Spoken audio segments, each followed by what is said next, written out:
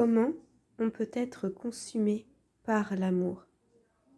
Du 9 mai 1912, tome 11. Ô divine volonté, viens dans cette lecture, dans nos pensées, dans notre souffle, dans notre vie, dans notre volonté. Ce matin, me trouvant dans mon état habituel, je me demandais comment nous pouvons être consumés par l'amour.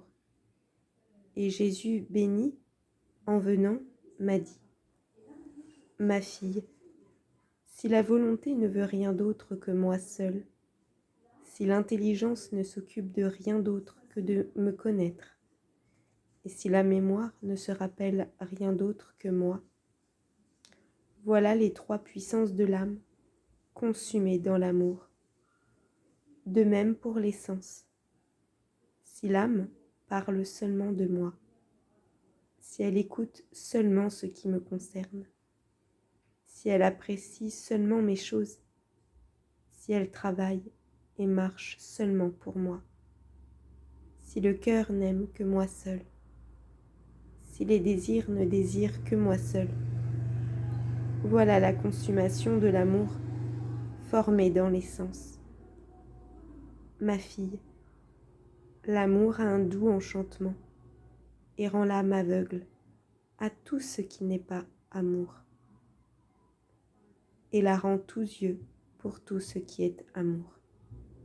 Si bien que, pour celui qui aime, quoi que la volonté rencontre, si c'est de l'amour, elle devient tous yeux. Sinon, elle devient aveugle, stupide et ne comprend rien. De même pour la langue, si elle doit parler d'amour, on entend couler dans sa parole beaucoup d'yeux de lumière, et elle devient éloquente. Sinon, elle devient balbutiante et finit par se rendre muette. De même pour tout le reste. Petite note. J'ai créé l'âme à mon image et ressemblance, en lui donnant trois puissances: la volonté, l'intelligence et la mémoire. La volonté pour ne vouloir rien d'autre que moi, l'intelligence pour me connaître et la mémoire pour se rappeler de moi.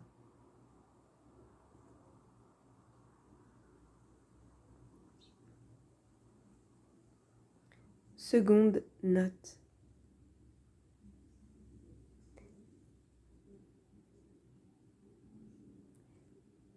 Où il est dit: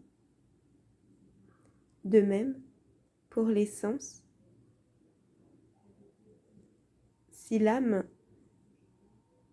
parle seulement de moi, si elle écoute seulement ce qui me concerne, et si elle apprécie seulement mes choses, si elle travaille et marche seulement pour moi, si le cœur n'aime que moi seul, si les désirs ne désirent que moi seul, voilà la consommation de l'amour formé dans les sens. Ici, nous retrouvons la base de toute vie spirituelle authentique.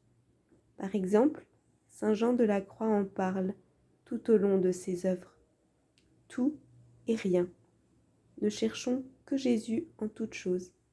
Les puissances de l'âme, la volonté, l'intelligence, la mémoire et les sens ne doivent plus s'arrêter à autre chose que Dieu, et ainsi se laisser consumer par